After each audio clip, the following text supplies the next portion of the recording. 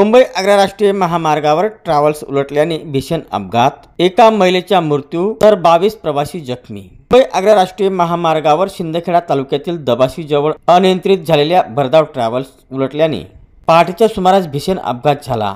या अपघातात एका महिलेचे शिर धडावेगळे झाल्याने तिच्या जागीच मृत्यू झाला, तर 22 प्रवासी जखमी झाले आहेत।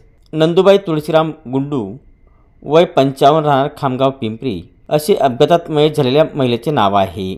मिळालेल्या प्राथमिक माहितीनुसार मध्य प्रदेश राज्यातील हंस ट्रॅव्हल्स MP 09 PA 0271 क्रमांकाची खाजगी ट्रॅव्हल्स ही शिर्डी येथून इंदूरकडे भरधाव वेगाने जात होती। दरम्यान धुळे तालुक्यातील सोनगीर येथे रात्री 2 वाजच्या सुमारास ट्रॅव्हल्सचे चालक व क्लीनर जेवणासाठी थांबले। त्यानंतर महामार्गावरून ट्रॅव्हल्स पुढे निघाली। मात्र भरधाव वेगाने इंदूरकडे जात असताना पहाटे 3 वाजच्या सुमारास दबाशी गावाजवळ चालकाचे नियंत्रण सुटल्याने अचानक ट्रॅव्हल्स उलटली। या अपघातात एका महिलेचे शिर धडावेगळे झाल्याने ती जागीच मयत झाली, तर 22 प्रवासी जखमी झाले आहेत। अपघातानंतर ग्रामस्थांनी घटनास्थळी धाव घेत मदत कार्य करून मृतदेह व जखमींना उपचारासाठी शिरपूर येथील उपजिल्हा रुग्णालयात दाखल करण्यात आले।